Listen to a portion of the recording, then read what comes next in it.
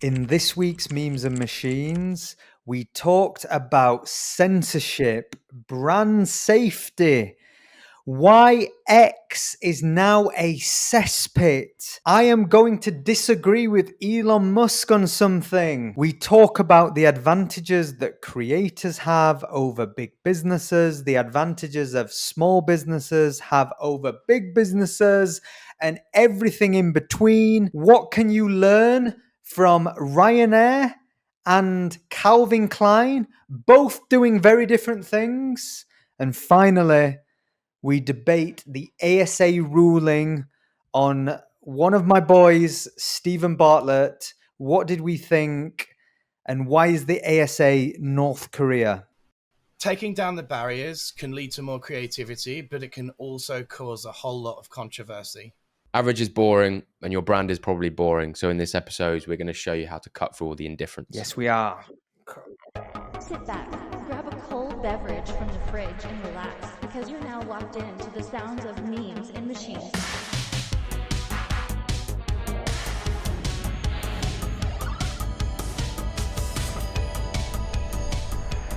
Nice to see you, chaps. How you both doing? Don't be polite. Hit me. Yes, no, good, bad, indifferent. Happy Friday. Amazing. Yeah, I'm doing all right, but Friday tired at the same time. Oh, that's such a dad thing to Friday say. tired. What about you, Ollie? You're unemployed, mate, so you must be chilling.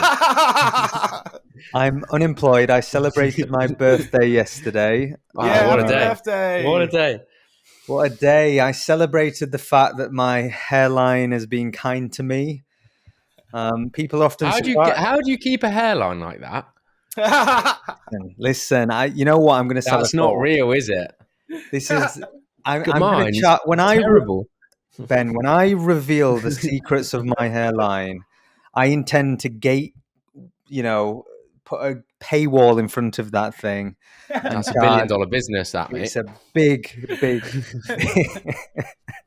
hairline retention, mate.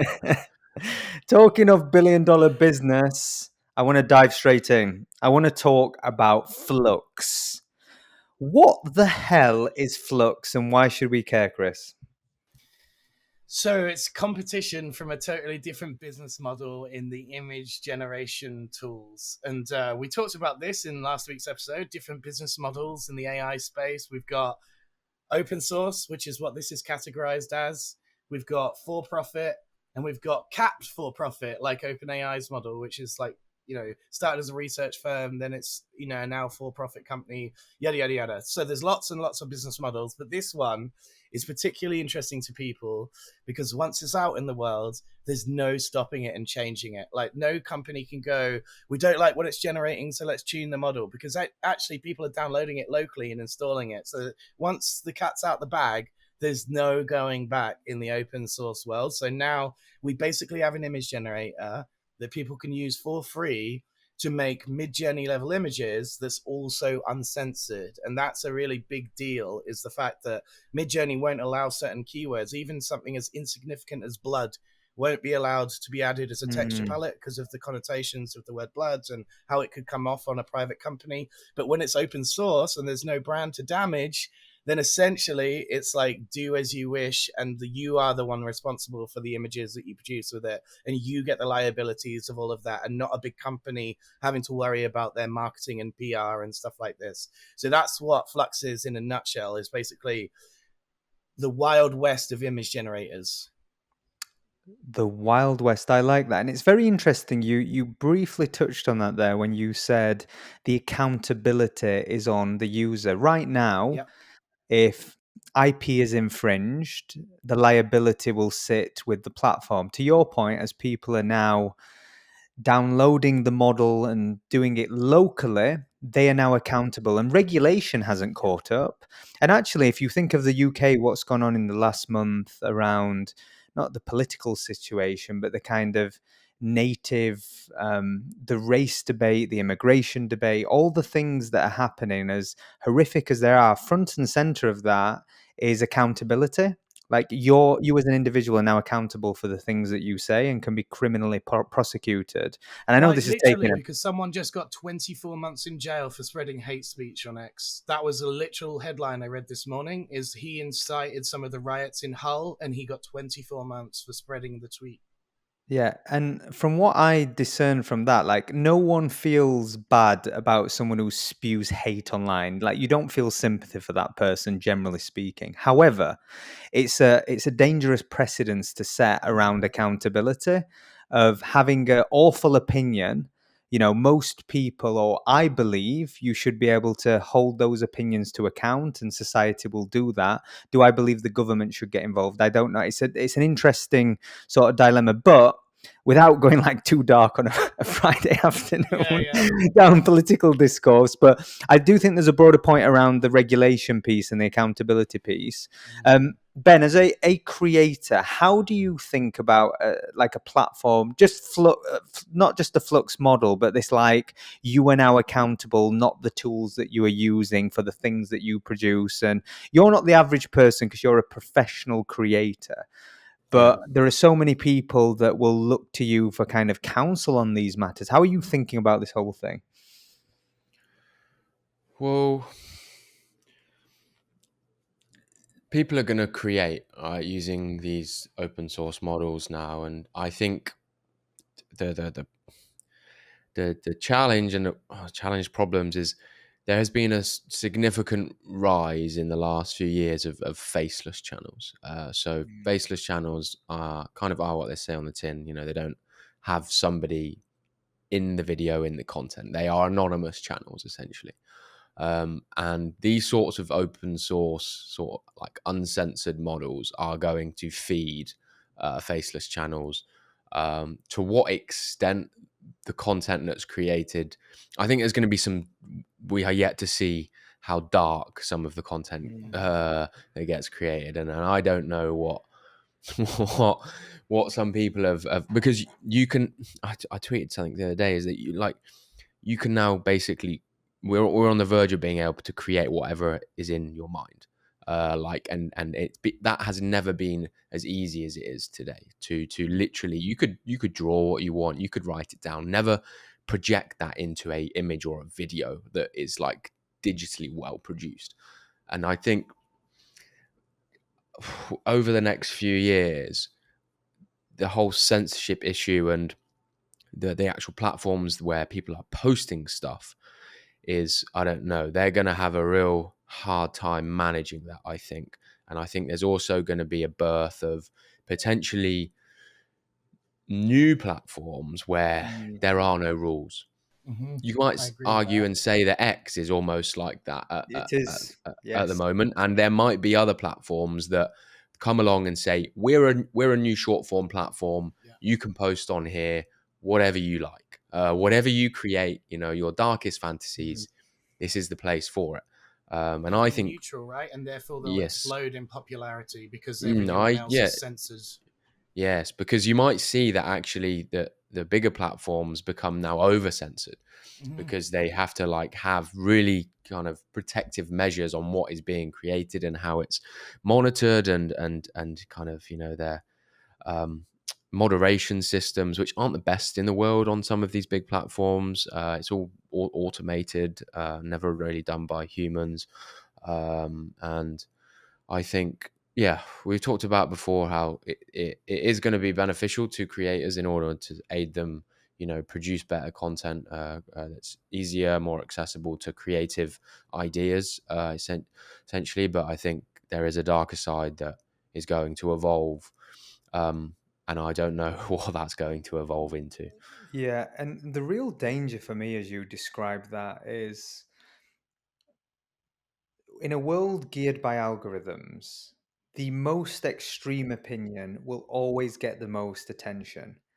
The most extreme image will always get the most attention. So that creates an incentive online to show the worst of humanity or the most extreme of humanity. And if you think of our world, we are involved with brands, companies, and organizations, and they've really had to rethink their policies and give trust to social teams to like represent their brand in this wild, wild west. And this new world that's forming that X is front and center of, by the way. And let's just call it what it is. X used to be, Twitter was better than X. It is a vile cesspit. I cannot go on my feed without seeing, and I don't know what it says about me, but it's just death, shooting, robbery. It is vile. And I just go, I don't want that. I don't want it. I'm clicking on it, I'm watching it, but I don't want it. I want to leave. And I miss old Twitter. And I didn't think I would say that because the foundational principle I believe in that Elon Musk advocates for. I have so much respect and admiration for what he's achieved and what he does, but he has ruined the platform. Undoubtedly. And I don't think there is a simple solution. I would say bring back some moderation, right? Like bring back some moderation because but that's the burning question, is how much moderation tough. is too moderation in order to make it corporate and stale, right? I've just thought of a really interesting thing. I forgot to mention this to you guys. So I saw someone on social media, on LinkedIn actually, 2 days ago, and her whole post was, what news shouldn't be used by brands as content on TikTok? And her example was Molly May splitting up with Tyson. Yep. You know, everyone's making reactive content to a breakup, which is actually a terrible thing to react to, you know, as a brand. Like, how far is too far in terms of like using every bit of viral news in order to react to that? Like, I wouldn't associate my brand with someone else's breakup. And it was kind of embarrassing that it made breaking news on a lot of like media places. It's like, are celebrities' relationships really brand reactive content, or is that too much? You know, that's the censorship moderation in that case, because everyone wants to do reactive social because they know that's where the views are. But when should you do reactive social, and in what context are the stories okay? Should it match your brand values? Yes, it should. You know, 100%. It's social media is a game of outrage, and one of the problems with that is people get hooked on that game and feel they have to contribute to every story and attach themselves to it. I am more about what you don't say. You have to pick your lane. You have to have a few things or bigger topics you care about and sure, contribute to that conversation. And I'll give you a personal anecdote. One of my favorite creatives and strategists I've ever worked with, she's phenomenal. And she would have very off the wall ideas. And she came to me one day around, remember when the billionaires were getting in the submarine? There was the disaster of, there were several billionaires went down to the submarine. And that was, you know, that was topic for weeks until the tragedy struck. And it was, you know, indicated It was that blowing up on TikTok. So many videos on that. yeah, and the problem with that is it became a social issue. It was very hard for like the average person to feel sorry for a billionaire that went on a dangerous excursion. And there were people coming out, individuals, creators coming out and saying good riddance. And because I believe my colleague was left-leaning, I've never spoke about political views.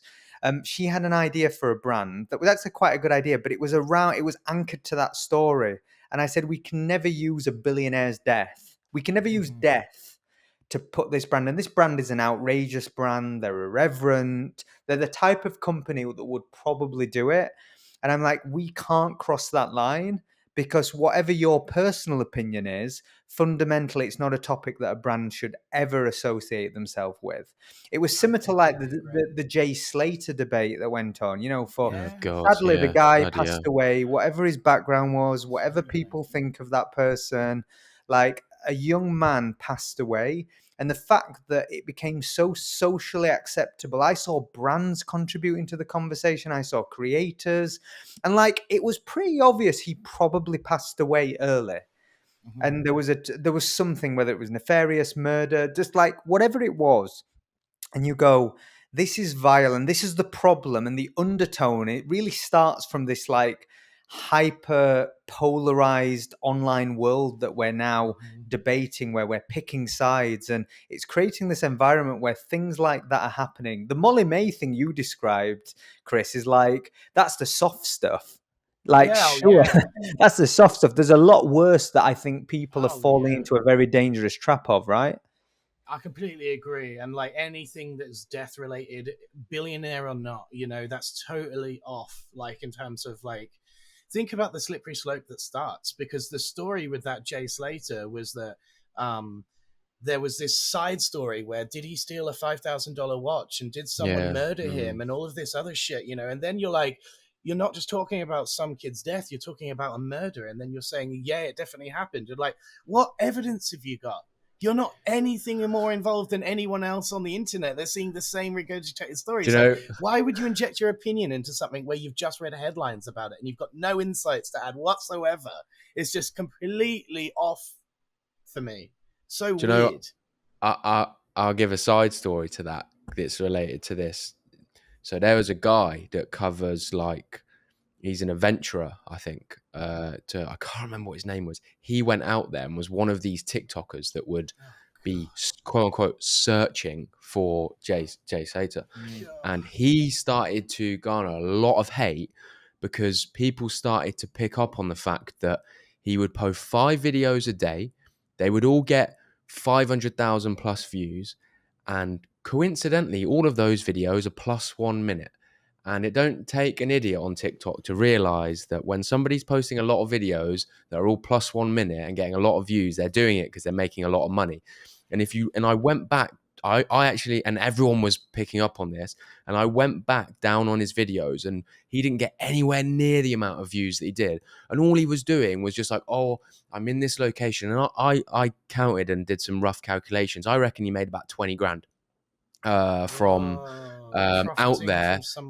He was profiting, and people were fighting. It was polarizing. People were like, no, he's a good guy, and people were like, no, he's not. He's out there, but he's staying out there because he knows that he's making so much money from just like covering, looking for somebody's body and death. And I just thought that it was really interesting, and I thought about that, how damaging that potentially was for this guy's TikTok and brand, because he's now just generated a ton of people that don't like him because they felt like he was doing it for views and for money around somebody's death. Whether that's true or not, I don't know. But the first ever story of this, remember Logan Paul in the Japanese suicide forest? Yeah. That was the first one time that happened. Like, he was one of the earliest YouTubers, and he got in such controversy for like, filming a dead body in a forest and laughing at it, like that was deplorable behavior to a lot of his fans. But then obviously the controversy got him so much more attention that he got new fans,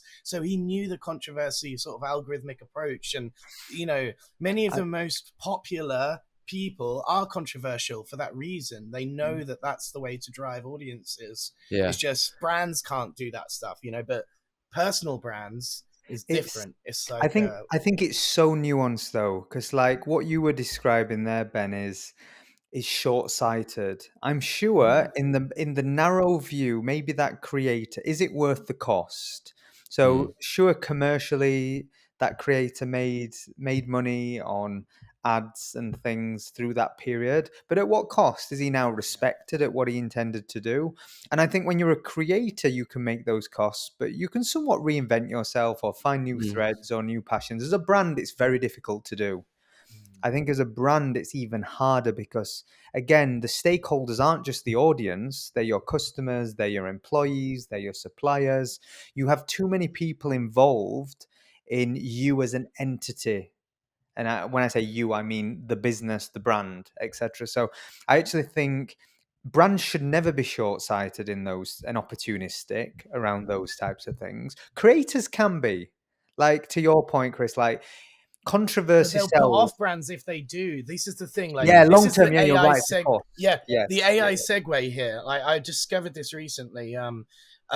Brands right now, they have an AI sentiment tool whereby they can plug in anybody's social media account and get a sentiment score straight away. So they could do what you just said, Ben. They could go to this guy's thing and go, oh, he's popular. Great.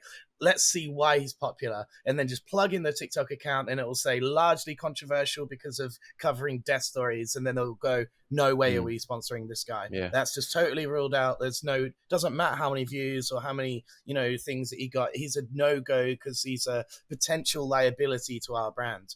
So you're basically making short-term cash for advertisements and putting off all future brand deals and that each one brand deal could be worth more than 20,000, you know, like, Yeah. so he's leaving millions on the table and saying, look, It, I'm going down the personal content advertising route only when so you make where that decision. So on that, Chris, the where I think it is different is people play different games, and there was an analogy I took from WWE wrestling. Everybody is trying to be the good guy. When you're the Right. villain in the room, think of all these characters. Pierce Morgan used to be a villain. Simon Cowell Yeah. used to be a villain. These People personas, do love a villain. it's because it's less, everybody wants to be loved and liked, myself included. If you're willing to be the bad guy, if you're willing to be the villain in the room, that is an opportunity. So when you said Logan Paul, his brother, all the probably largest streamers in the world, the Kai Sense, the Aiden Ross, they're all the bad guy in the room, but they're willing to take those risks. They're not trying to be, and like, I think the modern day content creator, like in that field, the pranksters, I think they're outrageous. I don't like any of it, to be honest. So I think it's just a really bad influence on young minds growing up. I just don't think it's a positive influence in the world. But if they can get over that hurdle of where like they're too big, where they don't care about brands, they are the brand, there are so many commercial opportunities because they have the most valuable thing, distribution and audience. So it's always about choices. Like Well, I'll tell being a you what I villain. think is like, if that naturally fits your personality, so be it. You know, Yeah, you're Ben's a right. bit Like, of a cheeky chappy, you know, and he can play that authentically. But seeing the persona of being the bad boy when actually you don't have bad boy tendencies, and then building a character and it's inauthentic to you as a personal brand, that's where it's a really bad decision, you know, because you're just kind of going, well, I know this is the short-term play to get exposure, but it doesn't ring true with me. not sustainable. You know, Yeah, it's not it's sustainable. sustainability long term, exactly. I'll give an example of where someone who's done this it did work. It's a guy called Tyler One. He's a League of Legends streamer, and a guy called, you could probably put this up on screen, a guy called James Janney, like a big YouTuber, storyteller, documentary kind of guy, did a 45-minute video on this guy called Tyler One, where he was a streamer, a nobody, nothing special, good player. He started being incredibly toxic. Being toxic to players, playing League of Legends is like a 4v4 game. It's quite complicated. He would leave the game. He would do things that were very frowned upon.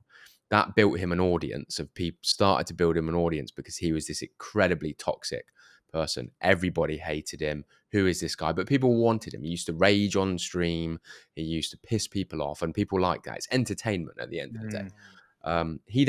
He then took a break and reinvented himself as this now like new individual, not toxic, and he took all of those, the audience that he built, and he basically shone a new light on himself, and it worked. He grew in popularity, and they basically flipped his persona to be this sort of kind of normal, kind of likable guy, you know, who's just doing that for fun. Got invited to be presenters, was a face of a lot of brands in League of Legends, and made it a success. And so yeah, it can work, but it's risky as fuck. But yeah, if you The wanted to best go and watch a example of cool that ever story, happening? Snoop Dogg at the Olympics, the brand ambassador for America. He was a gangster rapper 15 years ago, you know, Yeah. literally, like, doesn't get more, like, became America's granddad and was previously, like, you know, one of the most controversial figures of all time. You know, he proliferated a gangster rap type genre where people got murdered. Tupac and Biggie got murdered in gangster rap. You know, like, it was one of the most controversial things of all time. And now he's like America's like granddad. The whole underpinning of this, people love a story. We love to be entertained. We like redemption arcs. Yes. We like if that's you what think of, that's what I was describing. Yeah. yeah, it's a redemption arc, but you're also looking at, people want to feel something about you. And if you're just nice and pleasant, Yeah. you Yeah. could be Boring. universe. Yeah, Boring. it's indifferent. It's like, I don't You're feel too anything. average. You're too average if you're just nice and pleasant. You're too average. Yeah, and Like, Ben, you like mentioned creators. This happens across athletics all the time. There's mm, I follow MMA a lot, and there are so many mixed martial artists that understand they are in the entertainment business. Yes, they are athletes, but they are in the business of entertainment, and they have to find 100%. a persona. You had Kobe Covington, that was this kind of all-American wrestler, Yeah, that yeah, was yeah. about to be dropped, winning all the time, was going to be dropped by the UFC, and he came out aggressively into like Trump America, make America Yeah. great, became very politicized, very caricature, and became one of the biggest stars in the sport because he was hated. But when people hate you, there's usually this tipping point where there's like enough of a contingent that like that attitude and like the entertainment and say the world would be more of a boring place if you're not there.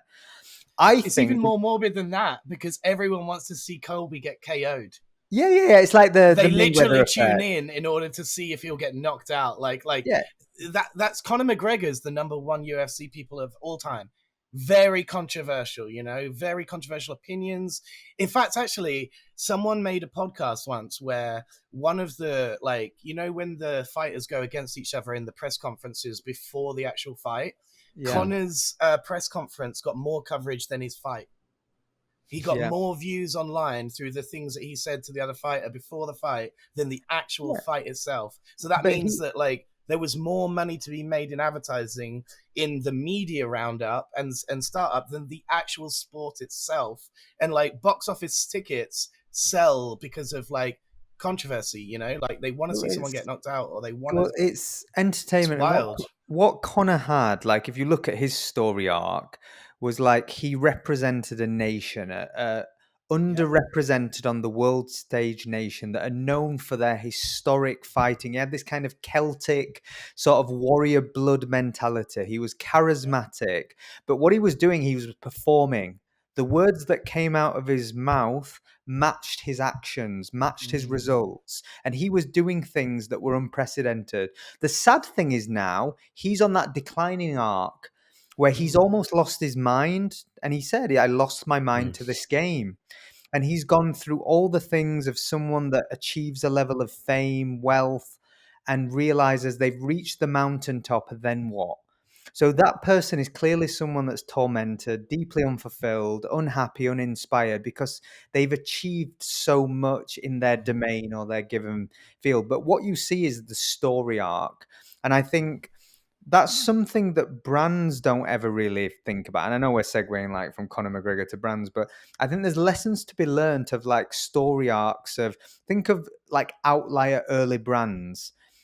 Prime as a good example. You talk about a creator brand that came out of the gates and like had certain association with sport and youth culture, and there's like a very obvious 0 to 1 story arc. What's the long-term story arc of that business? I don't know. It's like to win long term, you need to be very clear on where you're headed. It's like the Simon Cowell story. As a British personality, he was the TV villain on the Judge Talent shows. Now he's universally loved. He's mellowed. And I think there's a lot can be learned from brands who think very intentionally about where they're headed as an organization. And the sad thing is, like, we started this conversation a little bit talking about X. X had this kind of like, I think they're on a really negative story arc because, and Elon Musk as a leader is also on a negative story arc because at first it was like this savior story. It was the antithesis of big tech, although it is kind of big tech, but it's like freedom. We're going to preserve this, we're protecting. And now it's been cannibalized by extremists particularly on the right, like really strong, hateful opinions are now propagated. And suddenly the story arc of Elon, the business, the ad boycott, like everything, it's not a good story for him.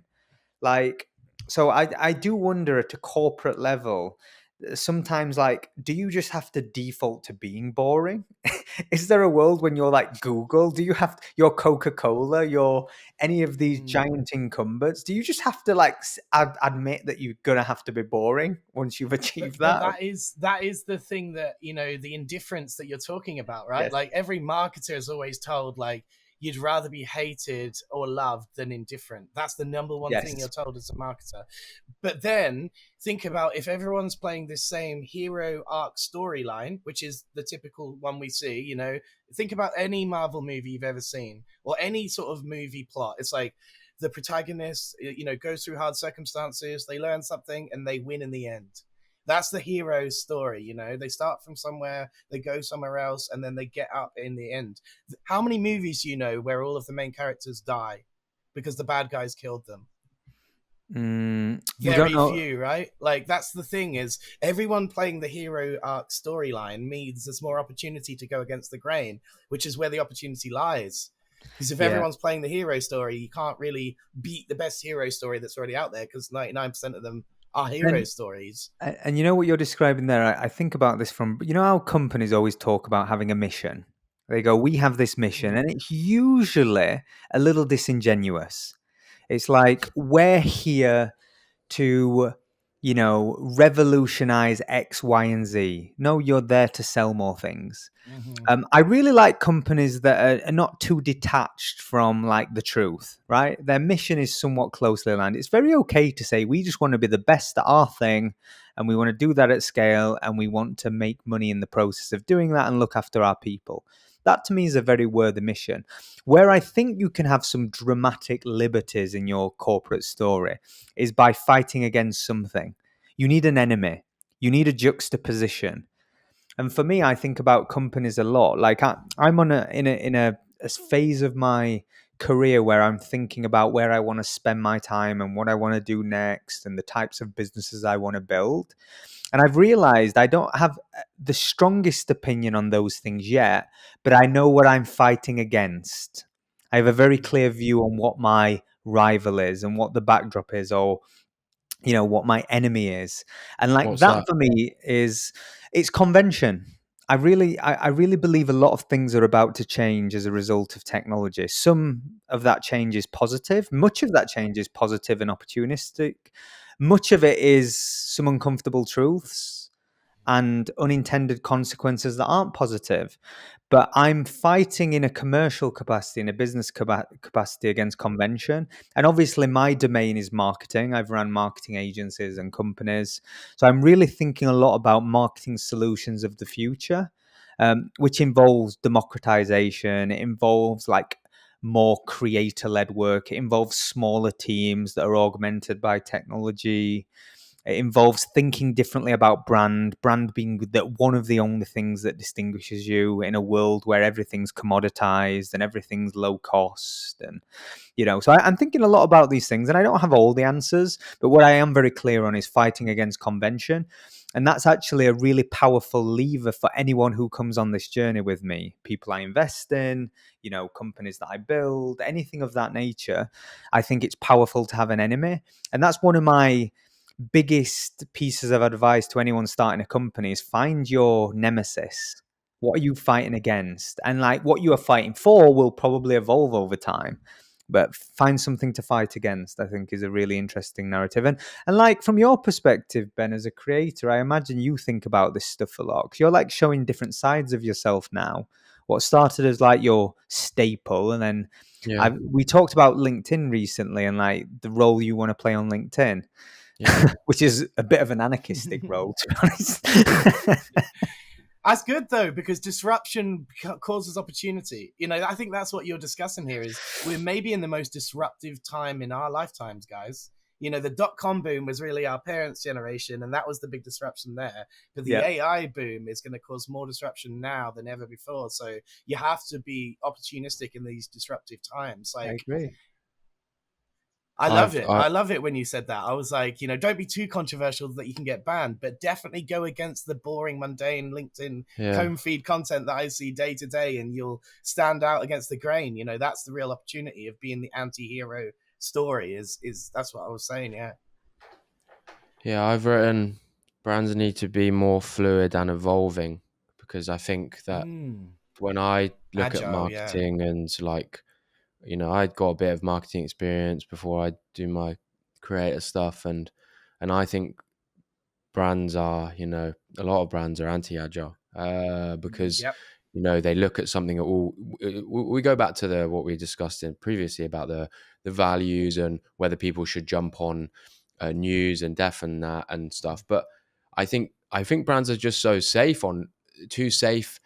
Like there needs to be a bit of flexibility on what like a brand creates content on and how they evolve with new stuff. And I just think brands are not very good at like identifying new trends and new ways and new things to talk about and going and adapting and leveraging that into what they currently do, because all know that's not aligned with our brand values.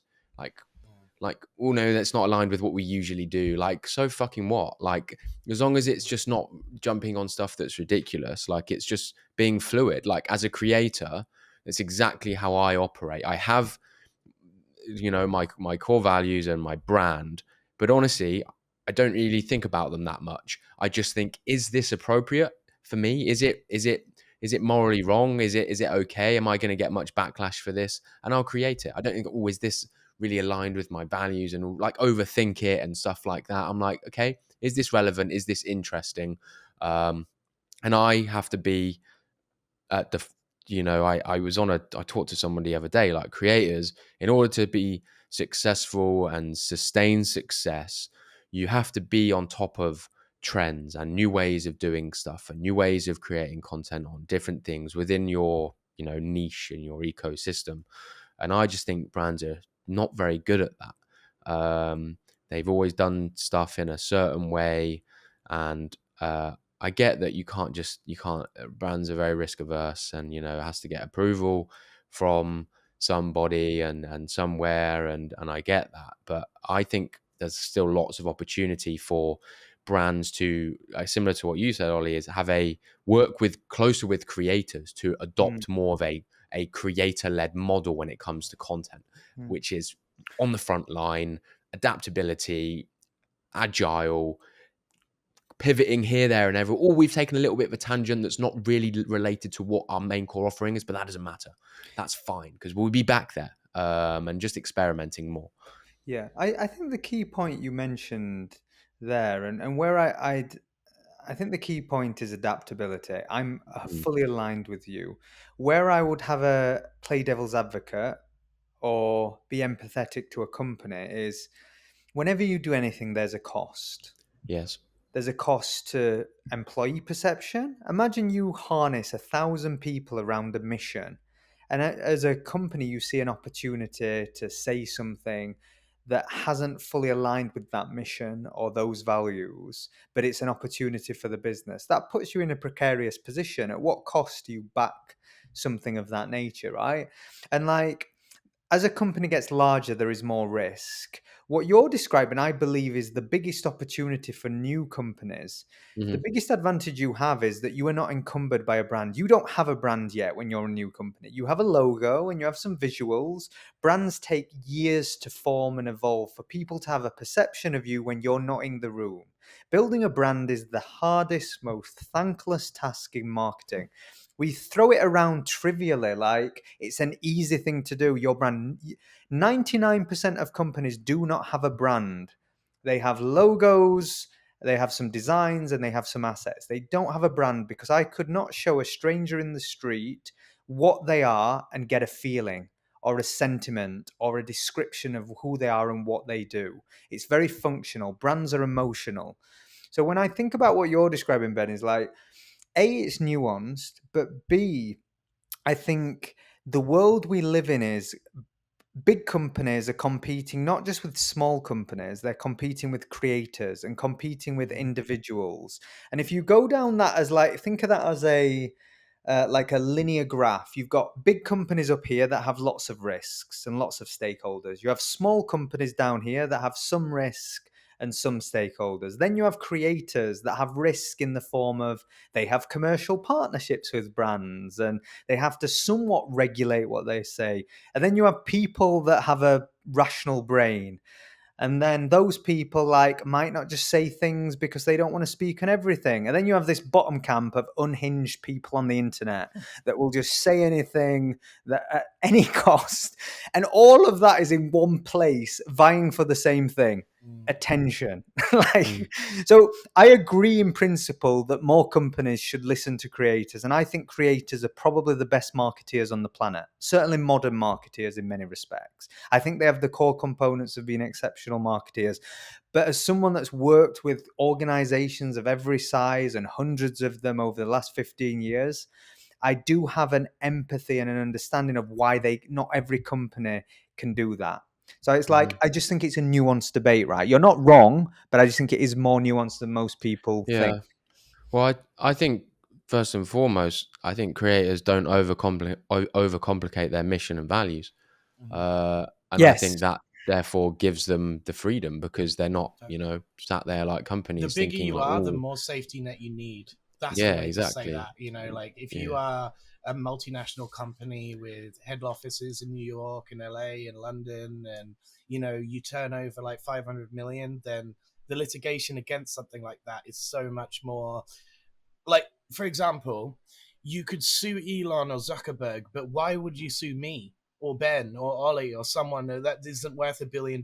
Like, you're not going to get the same amount by pressing that lawsuit as well. Like, I see this often in the torrenting space, like they don't go after like all of the Napster users. They go after the person that made Napster, because that's where the money is, and the likelihood to win the cases and all of these other types of things. So like, individual people will never have the same liabilities as brands when it comes to like, and that's where they'll always win in social media.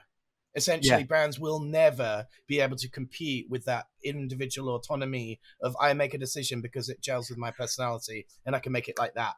But where they instead of having to refer to brand values and lawyers and all of that stuff. Well, where they can compete is resources and intention and scale and distribution.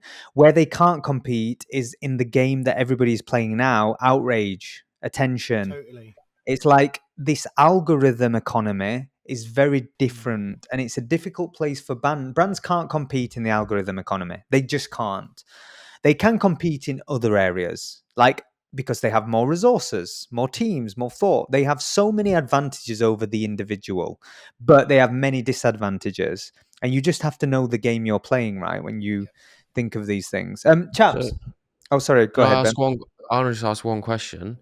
I just, from a consumer perspective, like I was in my head, I'm asking myself, how much does a consumer care about a company's values versus, just how good the end product is that they're buying, That's a great question. That's a whole episode in itself. It's different. It's loyalty.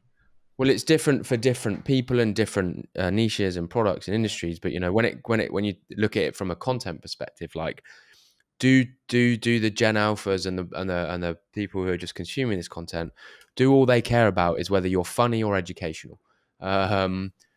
Well, they say they care about a lot more in the environment and stuff, but do they really? If you have to do pay they, 10 or times more, do they just care about how good the end product is and whether that's valuable or not? I understand that perspective. By the way, the story arc here that we completely forgot, and maybe edit this into the beginning of the episode.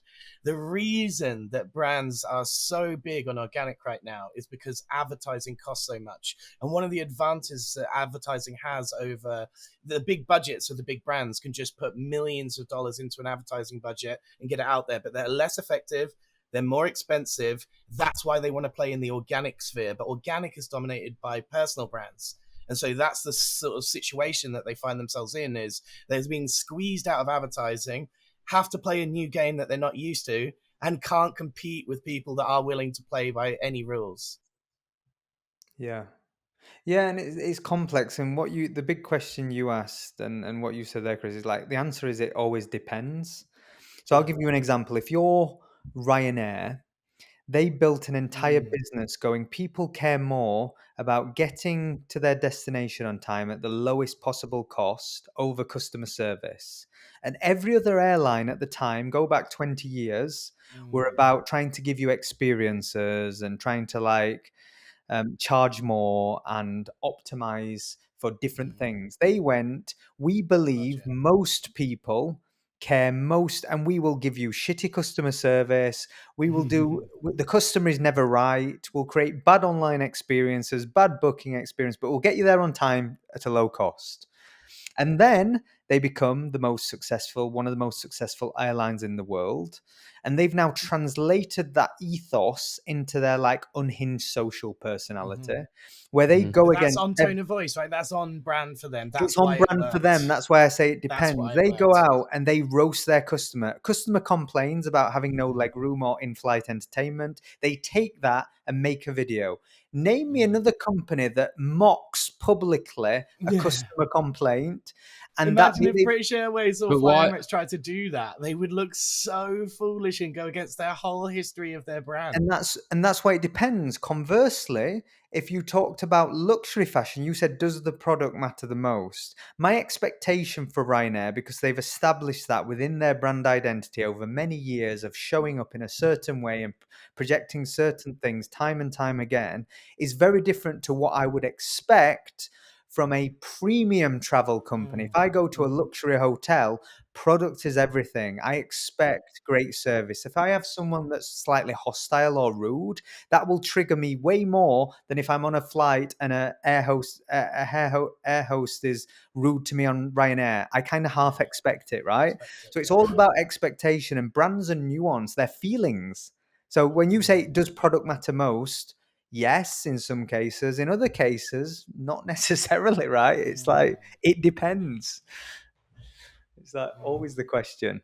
Yeah, that's nice. Ryanair is that a perfect example of that, where the product actually doesn't matter too much, and so then they can be a bit more wild on their socials. Yeah, of course they can, yeah.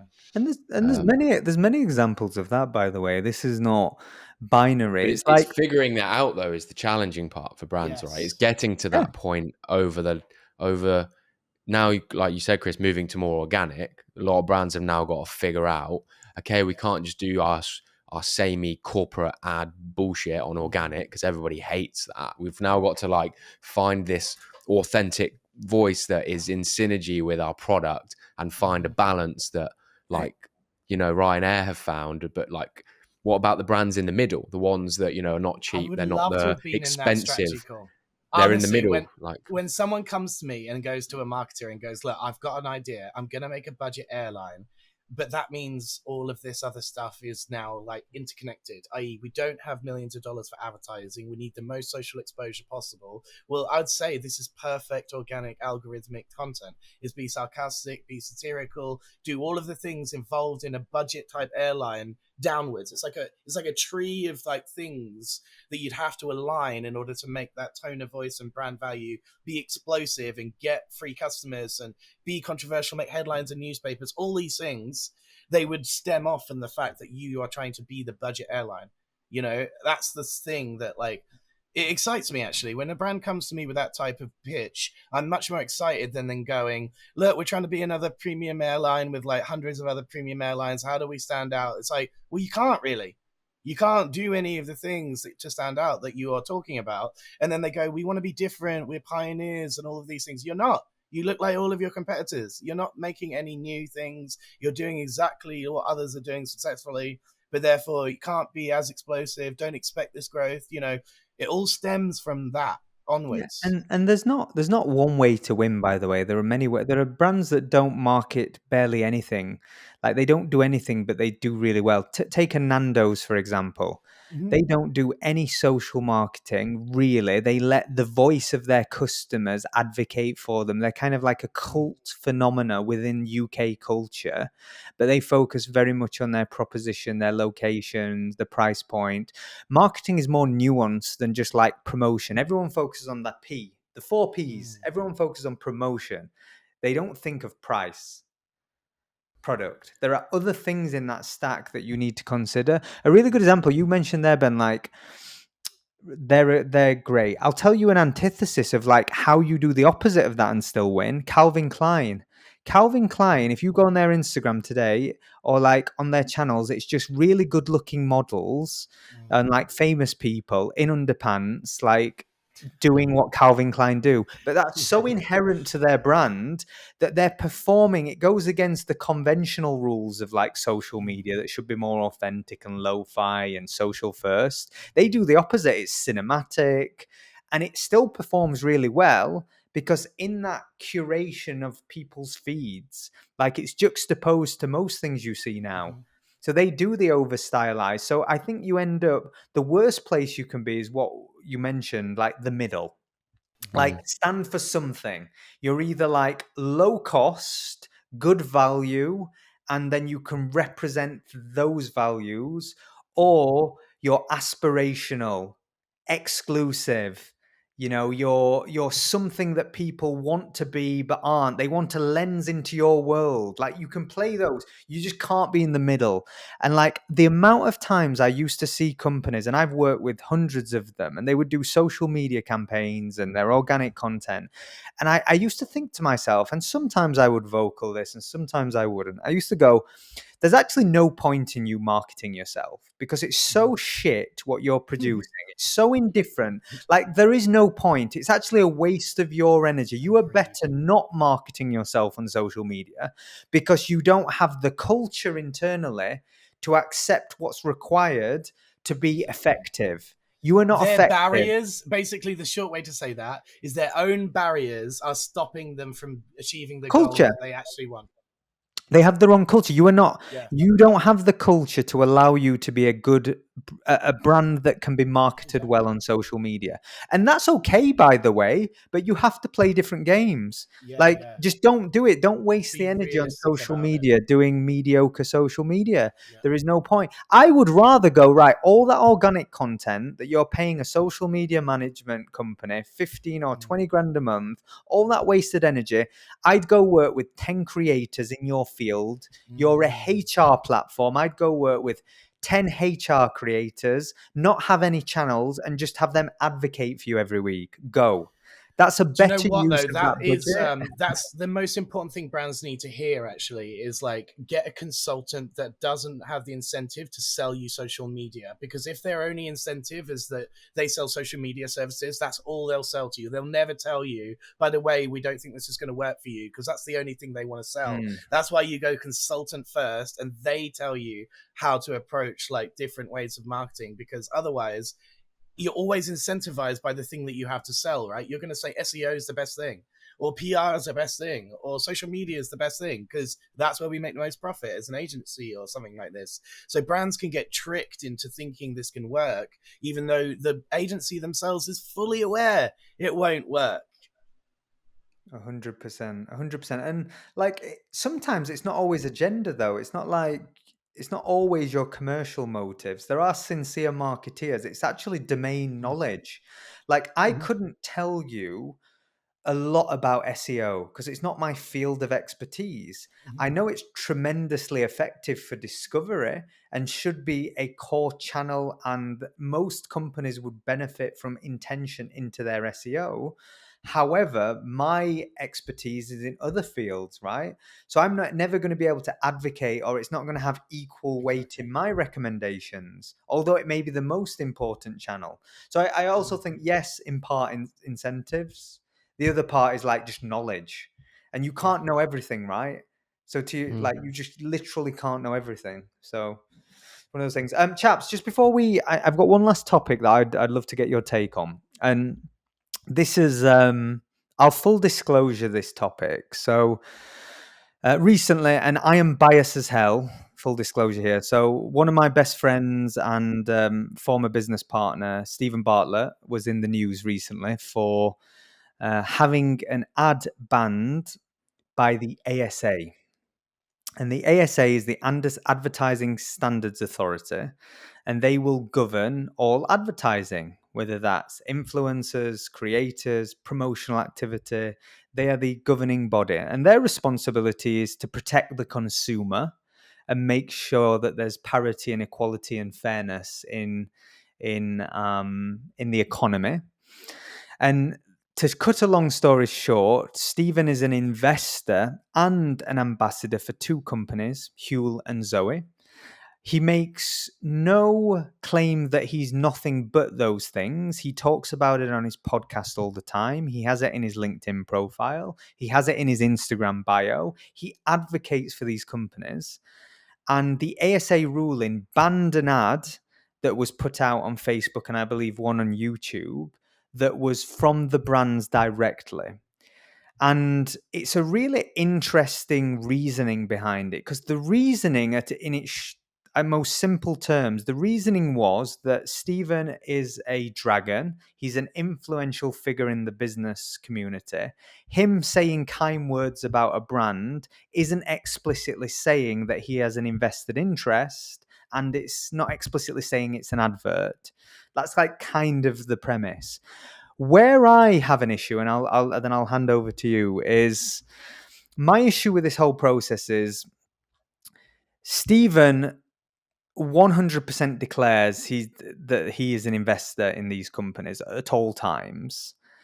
How many other celebrities are front and center of a paid ad and don't say, I've been paid £1 million to promote this company I know nothing about and don't care about? Surely it's implied implicitly that he values the company enough not just to buy it and use it as a consumer, but to invest in it. He must believe that much in the business and the product and the services and the management team that he went as far as being an investor and shareholder. So that, to me, it explicitly, in my view, implies that that's a more authentic recommendation than random celebrity talking about a product that they may or may not use. Yet that is fine according to the ASA.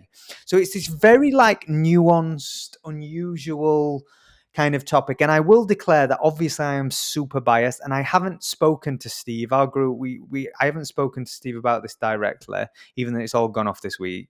So yeah, that's my piece. Chaps, what do you think? What interesting things can be learnt from this whole debate? When you just said that, something stood out to me that I haven't actually considered until this very moment. When you buy an influencer, they don't stand to gain on the advert doing well. Do you see what I'm saying? Whereas if a shareholder is actually going to make profits off of the advert doing well, maybe that's what the advertising standing agency is making, that distinction between paid for influencer and shareholder, is that shareholder stands to gain if this advert doesn't make it obvious to everyone that they are a shareholder, but B, actually makes more profit for the company and therefore they benefit directly from the advert. But in this case, as we know, it's so different because Stephen had his stuff put out by the brands. And so they should have been actually making it aware that Stephen is a shareholder in every advert in Facebook and YouTube, as opposed to, Stephen did this personally. And he was like, not, trying to dupe people or whatever. Remember when Hip Hop Records got this parental advisory sticker put on the bottom right-hand corner of all their albums? That's now a thing you basically do, like it was seen as as... It was a and negative it did the opposite thing, effect. Exactly. Yeah.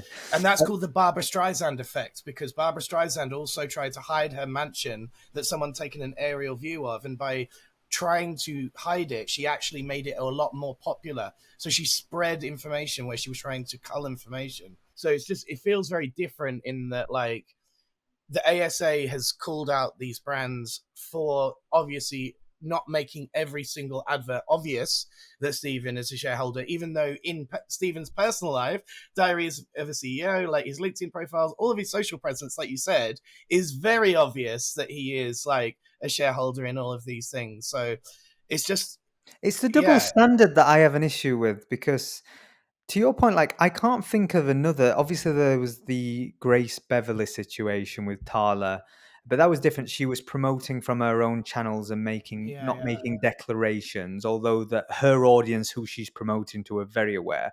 But let's park that for a second. The hypocrisy and double standard for me is 50 Cent he owned a share of Vitamin Water before he sold it. Like, all celebrity endorsements, all of them have an invested interest. When you get to a certain size, you do not promote things just for the money. You are usually a shareholder, or you have some upside. Every athlete that promotes a product. So, like, if you think of those dynamics, there's such inconsistency that social media first creators, let's say that, or social media first celebrities, for lack of a better word, seem to be getting all the burden of proof put on them, whereas the rest of the world doesn't. So it's like, it's that bit that I think I have a moral issue with. over everything else, you know? That's just life, though, isn't it? It's not. It's not fair. It's not fair. It's not fair. I It get is what kind you're of crazy saying, that he's but been it's called like, out on this landmark issue, because if you, like you said, Ollie, if you really think about it, they have opened up a can of worms here, which is going to go hundreds of thousands of people deep. You know, like, and are they going to go and historically look back at everyone that has promoted a product that has no, had, they won't. or are they just going to do this from now moving forward? And is it going to be in every case, or they can't handle that amount of like things that Advertising they Standards can't. Authority? It's going to be hundreds of thousands a week are going to be submitted as this is a shareholder and an influencer and a TikTok ad and a Facebook ad and an Instagram ad. Like, how are they going to deal with this? They've set a precedent here, but they don't realize what they've the done. ASA, you know what? Yeah. I'm gonna shill every company I'm involved with, and they can come after me. Them and their army of God. legislators put their hands on their keyboards and come at me. I'm joking. Well, they're It's just wild, not isn't it? consistent, are they? They're not That's it. That's consistent the problem. in you know they're clamping down on stuff, and it's and it's difficult because for people that do get caught out and do get like prosecuted by it, like that you can't just call on other people doing it because two wrongs don't make a right. It's similar to people creating content on TikTok and it's copyright content that they don't own, and then their account gets banned, and they're like, well, everybody else is doing it. No, you just got caught. You just got caught for everybody else, and we can't police everything. So Where's like the appeals too? I just like, don't. If this was a court, then where's the appeal? Why can't you go, well, you found me guilty, but I want to prove my innocence? It just seems like whatever they say goes, right? Like, it's like, it seems controversial to say that, because obviously, like, surely Stephen should be able to back up his case that he does make this obvious, or is it just whatever they say goes? No, because it's in the individual video that it's not done on you say it in 95% of those places. specific videos, But keep in the diary of the CEO and everyone you make else, one mistake in a video where you don't declare, they don't kind of go, oh, we don't mind about that one because you did it in like the other 1,000. It's like they find one, and they within their right to prosecute based off of one, which that's kind of shit, but that's just the way that the rules are. But nobody else. Yeah, I'm okay with rules, chaps. I think rules are necessary. You need to protect people. And as we've used this entire episode to talk about, the internet is a fugazi, complex, nuanced, wild place. So having consumer protections is super necessary. However, the double standard, the hypocrisy, and the ASA acting like North Korea, Chris, that's what you said. I did not. Wow. Chaps, awesome conversation. We put the world to rights. Pleasure as always. Hey, happy Friday and happy birthday, mate. Like, big week. 35 is a big age. 35 going on 15 now. 15 35. Mate, you've got nowhere near the grey hairs yet. We were talking about the hairline, but wait till you get the greys starting to settle in. Like, I get them on the side, get them on the top. Like, it's just what happens in your later 30s. So enjoy it while you can. I got it's starting. I haven't gone grey in my hair yet, but my stubble that is not fully formed. It took me 35 years to get to a point where I could grow stubble, and the minute I can, it comes through grey. Brilliant.